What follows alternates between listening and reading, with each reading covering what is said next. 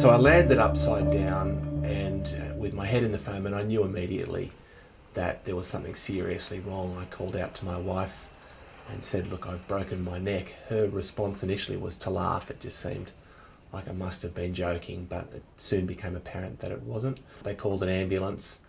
I ended up getting flown to Prince of Wales Hospital in Sydney, and we found out that I'd broken my spinal column between my fourth and my fifth vertebrae.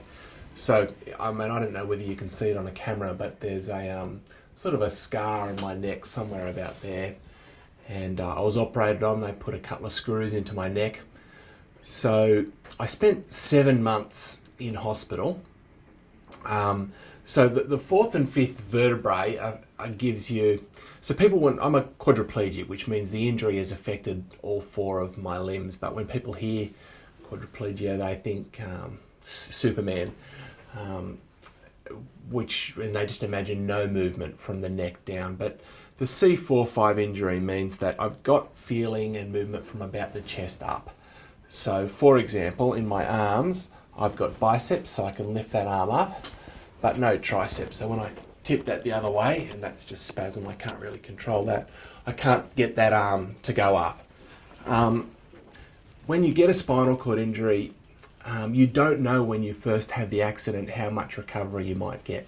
In my case, what that meant was I got some recovery on the right side. I can really remember in hospital the first time I noticed, for example, that my thumb was bouncing like that. And as you have been able to see, my body moves a bit out of control, but I suddenly realised that I could actually control the movement of that thumb. So the consequence for me was that over the period of sort of months after the injury, I've got some recovery on this right side, which means I've got bicep on this side, I've actually got some tricep, and I've got some hand movement. And the wonderful thing about hand movement is you don't know how difficult it is to not be able to even feed yourself or pick up a drink bottle. So getting the hand movement back gave me a level of independence that has been really important.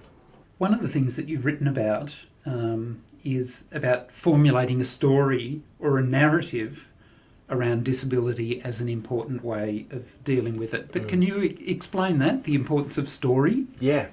Well, when I got thinking about the good life, and that's what I'm interested in here, happiness is a word that I've used, but maybe flourishing is a better word. And one of the things that the virtue tradition teaches is that flourishing, we can know we've flourished over the course of a life. And really we live our life as, as a story.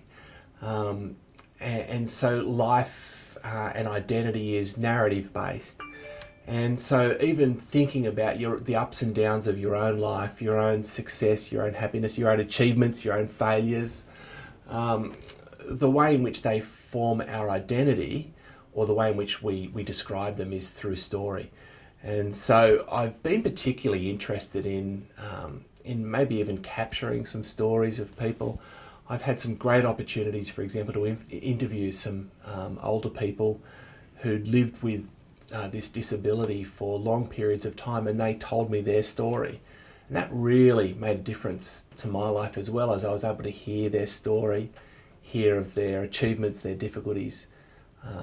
That encouraged me as a person with a fairly new spinal injury that no, we can live a good life with spinal cord injury, with disability. So yeah, it's this connection between a flourishing life and the meaning that comes from story and narrative. You've compared the process of coming to terms with your disability to the grieving surrounding death.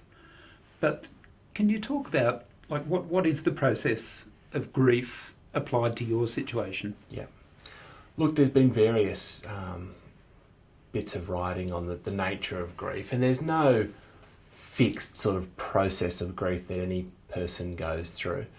But if we're going to talk about some of the standard stages of grief, denial, anger. Denial, for example, I can remember the very first weeks in hospital, and one of the things I remember my wife saying is, oh, well, should we get the television for you? Because they had to pay for the television. I said, oh, there's no need. I'll just be here with God, and we can have this really spiritual. So I over spiritualized things, and that didn't last very long, of course.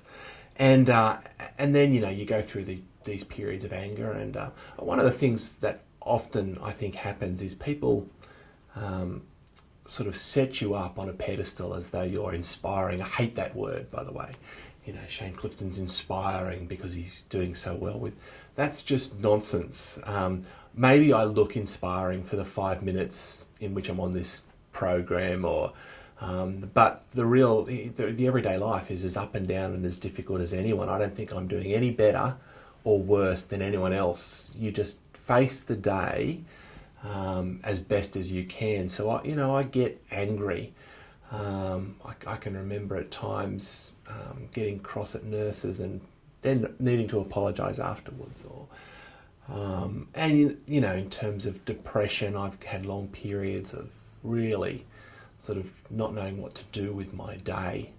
But I do think that I came to a sort of a period of acceptance. So I've gone through some of those standard stages of grief. One of the interesting things has been connecting those stages of grief to my faith. And that's been a challenge for me. I've experienced lots of doubt, for example, which is a weird thing for a theologian to face up to. But even believing, is there a God at all? So that's some of the challenges I've also dealt with. Another area for someone of faith, which has been quite vexed for you, and it may be a surprising one for a lot of people, but it's just the whole area of prayer for you being disabled and prayer for healing. But can you explain why that is problematic, or what are the areas of dilemma and conflict around that for you? Yeah, well, look, I'm within a Pentecostal community where belief in the power to heal is sort of one of the fundamental sort of tenets of our culture. So I have received more prayer than anyone probably ever. Well, lots of people who've gone through this injury will know what I'm talking about. But I've had lots of prayer, and a lot of it has been really important to me because prayer has been an expression of people's love for me and people's compassion for my situation. But the problem is that there is a sort of a dark side, a negative side to this attitude toward healing. And it's this idea that you've got to have enough faith to be healed, or that somehow if you're not healed, you're not believing strong enough, or you're not holding on to God as much as you might. And it just also gets tiring, to every day, every time you see someone, expect that they're going to come and pray for you for healing. I've been on a train before, just sitting in my chair half asleep, and strangers have come up to me and said, "Can I pray for you to be healed?" And I was sort of sitting there thinking, well, why don't you go and ask the person who's got glasses on next door, why don't you pray for his eyes to get better?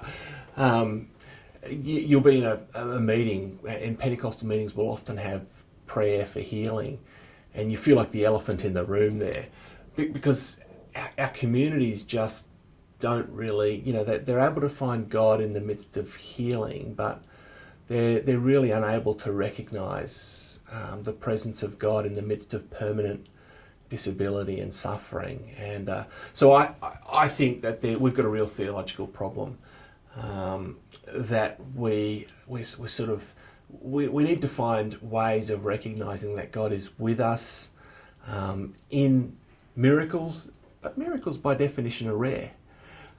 So most of life, we all die, we're all fragile, we're all vulnerable, and I think actually often that's where God is with us most powerfully. And so I think our communities need to find ways of not adding this sort of guilt of not having enough faith to the hardship we're already experiencing when we're dealing with grief, and whether you're talking about cancer or spinal cord injury, or prayer should be an encouragement to the person we're praying for, not a burden.